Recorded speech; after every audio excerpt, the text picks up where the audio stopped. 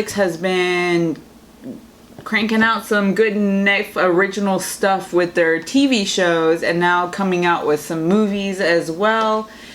And one of them that just happened to come out was Okja. Yeah, Okja. If you have not seen Okja, go take a watch. If you have seen Okja, then you kind of came to the right place, because you probably joined us in the fact that it was very heartbreaking and it was incredibly fun and enjoyable at the same time. Yes, I feel like we should probably... I kind of want to do this as a spoiler review. Okay, so we're going to talk about Okja.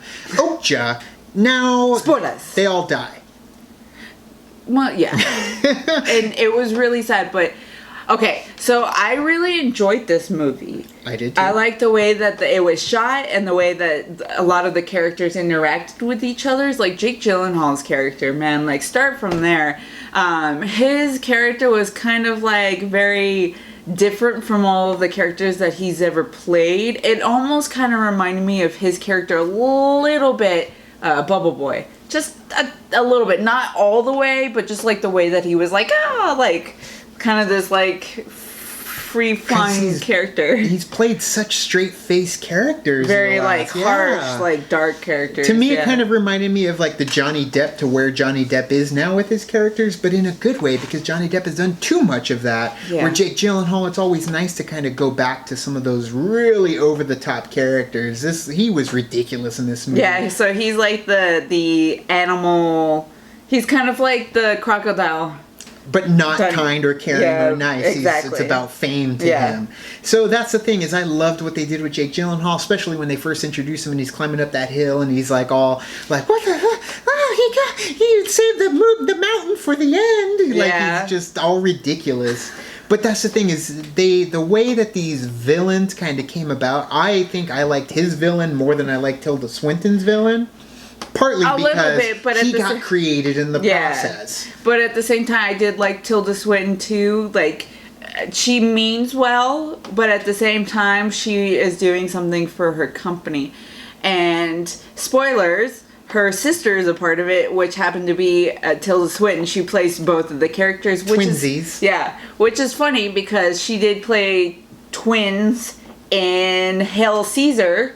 So it was kind of funny. Like, she can do it very well. She could play two different characters in a movie. And there's a one point in the movie, too, when they're sitting on the bench together. Yeah. And you can tell the difference between the both characters. Yeah. It's so funny. But her, like, older, grittier sister kind of remind me of her character in Snowpiercer a little bit. Yep.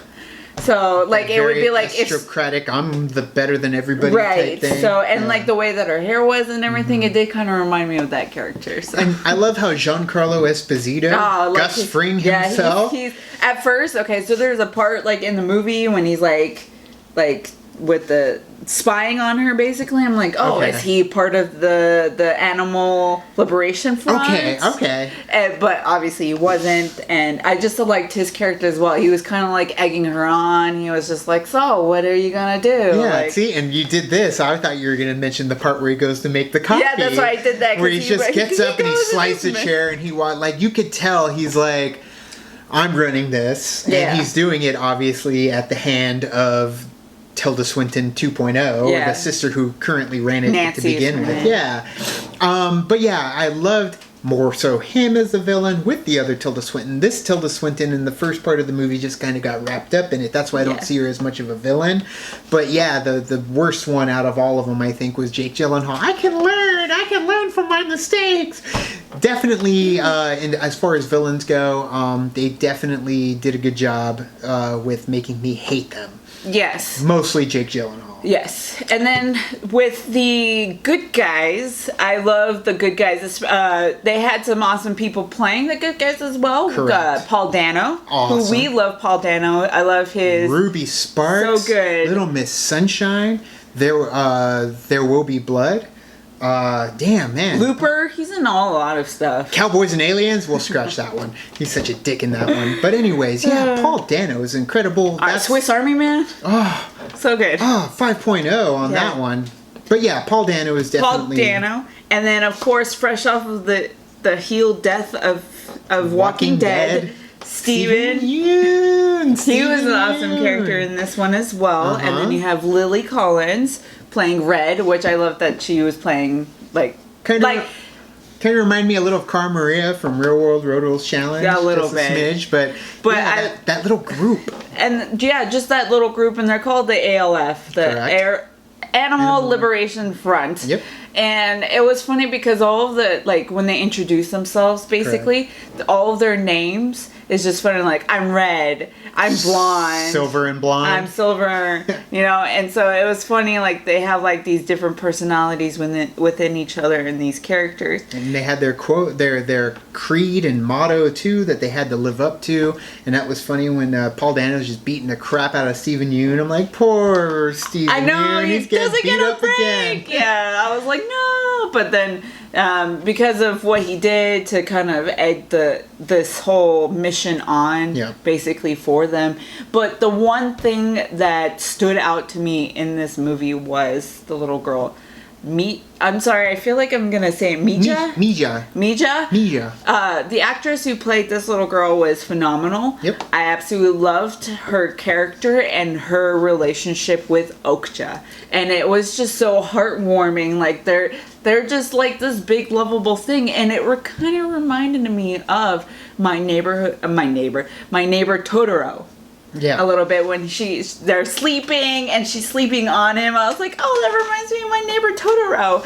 And the way that her character is in this movie, as this strong little girl that I want to take my family back, my friend back. Right. It reminded me of, I'm getting all into Studio Ghibli here, Spirited Away with Chihiro. Her character, and her character reminded me of this character, so I just immediately connected with her because I love those movies that Hayao, I feel like I'm saying it wrong, I'm really, really sorry, Hayao Miyazaki has done with his female character leads in his movies, and with her character, it brought that in, so that I had that connection with this movie with that. For me, it was two things. One, it kind of reminded me of the connection with Neil Sethi, because for me, I'm looking at it as there's this little girl, there's nothing there. And so the way that she was acting with this, big lovable Okja, and there was nothing there. It was all CG. And so it reminded me of what Neil Sethi pulled off in the Jungle Book with Baloo and Bagheera and all these animals, being able to show that emotion and make me feel like there was actually something there. Okja! Anytime that she yelled, Okja was there. I felt it. Second thing, Pete's Dragon. So for me, this is the Pete's Dragon that I wanted. Granted, I would never get this kind of Pete's Dragon from Disney, but everything from the crazy character that's trying to cut them up and feed them to everybody, trying to profiteer off of this animal, this amazing being that did not exist up until this moment. Yeah, because they created this character. Correct. And that's the thing is with Dr. Terminus, and he's like, I'm going to make millions. I'm going to make all kinds of money if we lop them up, chop them up, slice them up, dice them up.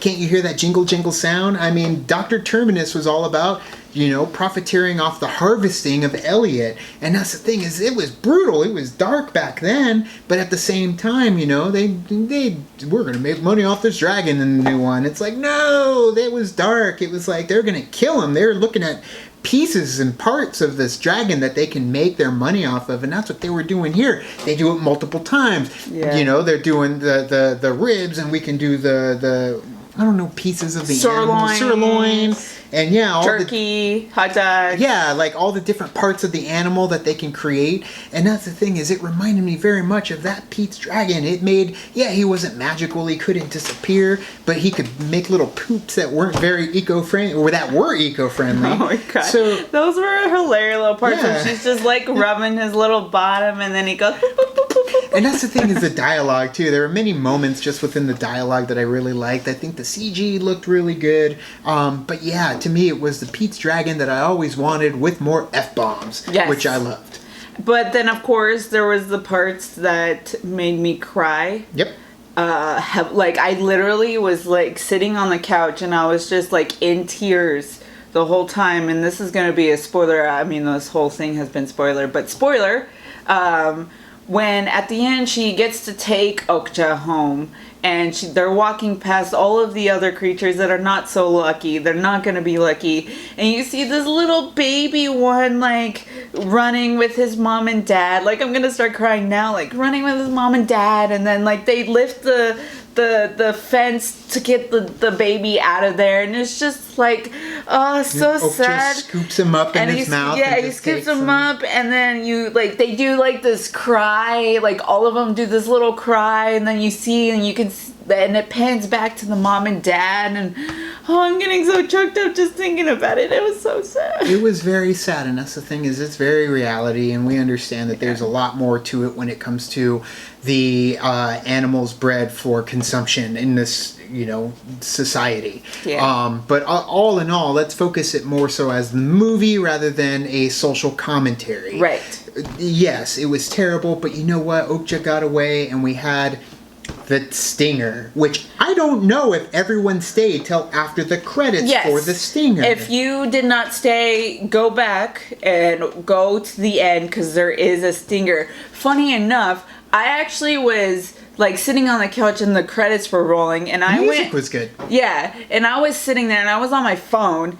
And I actually went on Stardust, the app, because he put on a little, like, tidbit of watching it. And he said, oh, there's a stinger at the end. And I was like, oh, well, it's a good thing I didn't change the thing, because I was about to. And I was like, I would have. And then you said there was a stinger. And then I was like, oh, this is a very pleasant little thing. And that's the thing, is if you haven't seen it, check it out. It's a fun little continuation, and that's the thing too. Watching this movie, it was, I think, 2 hours and 1 minute.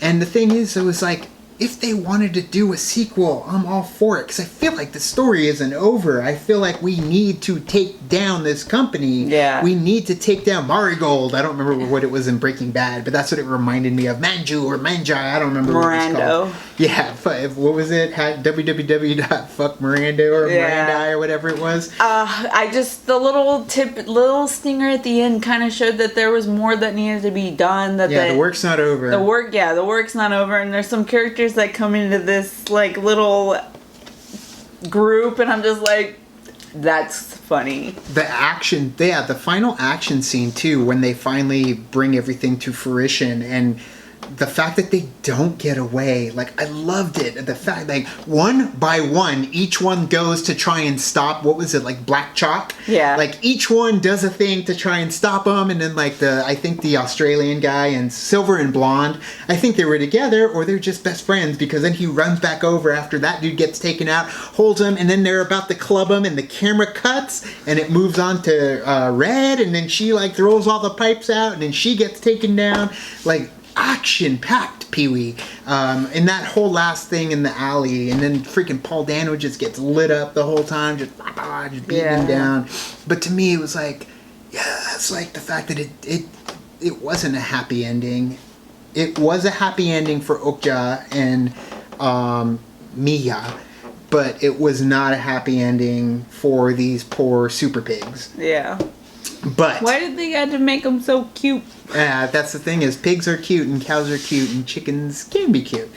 But yeah, with that being said, I really enjoyed it. I had a good time. Was there any down negatives that you had towards this movie? If this is it and this is the movie, it's like, but I feel like I need more when it comes to the villains. Like, I feel like they got away with it. Like her sister, when she's like, oh yeah, we're gonna get the pre-sales are off the chart and whatever. It's like, well, then nothing got done.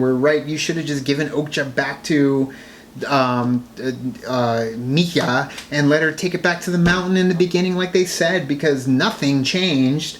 So that was my big thing, where it was like it was all for naught. But that's why, like, that little bit of ending where it's like we're still going. That's true too. Like one of the things too, it was kind of like, why did they need Okja in the first place? Like you said, they didn't really need it. They had so many of those super pigs. Well, they wanted Okja because it was the only way to get into the facility, which the footage didn't do anything other than ruin Jake Gyllenhaal's career. But they ended up like, we'll get by, we'll make money. So then it's like, well, even the people, it was delicious. It's the best thing ever. And then I guess pieces. I could see people being like, well, there wasn't a lot of like character driven like depth to it. And I was like, because it was like a one-off story. It was just like a fun little story that you don't really need a whole lot of depth to. But that's the thing, is I did come out feeling like I did need a little bit more depth. But I feel like if it ended here, I feel like I would be not as satisfied as if it was like down the road. It's like we follow the Alf doing something else. I'm okay with it being a one-off. But that's why I would give it a 4 out of 5 for my score. I really enjoyed it. I liked it. It was a lot of fun moments, comedic moments, better than the Pete's Dragon that came out. I know a lot of people like that Pete's Dragon, but I'm sorry. I'm a huge OG Pete's Dragon fan. Of the every little piece. Showman, yeah, absolutely. And that's the thing. A dragon. Where there was a dragon, his tail lashing, he'll be smashing every shop in town. Anyways, that's what I got from Okja. So 4 out of 5 for me. I'm gonna go 5 out of 5. I enjoyed it. 5 out of 5. Yeah, Swiss Army Man. 5 out of 5 for me. Paul Dano, you're amazing. Because Little Miss Sunshine, 5 out of 5. So There Will Be Blood, 5 out of 5. So I mean, it's Paul Dano is just Ruby Sparks. I'll give Ruby Sparks 5 out of 5. I really with Zoe Kazan. Such a good movie. But other than that, Okja, you should check it out. You did check it out because it's all spoilers here, so you should have checked it out if you're watching this. And if not, I'm really sorry, but go check it out. Yeah, because you know what? If you want, you can go to that Stardust app, and there's our non-spoiler. Yeah, there it is. For like 10 seconds. But other than that, we liked it. So thank you so much for watching our spoiler review for Okja. Obviously, we enjoyed it. I'm sure there's probably others that don't, so let us know in the comment below. You can like and subscribe. And do the thing on our Facebook, Twitter, Tumblr, Instagram. All the social networking gin joints, you know where they are. You can check out our Schmodown with Collider video that took place last week, if you're watching this as soon as it comes out. It was a hell of a time. We went up against Team Action and showed what we can do in the movie trivia world. And you know what? We did not disappoint.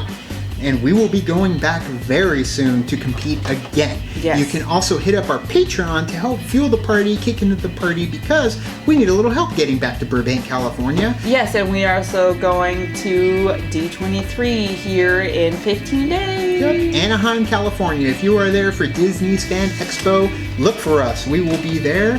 And until next time, now it's time to say goodbye. Bye.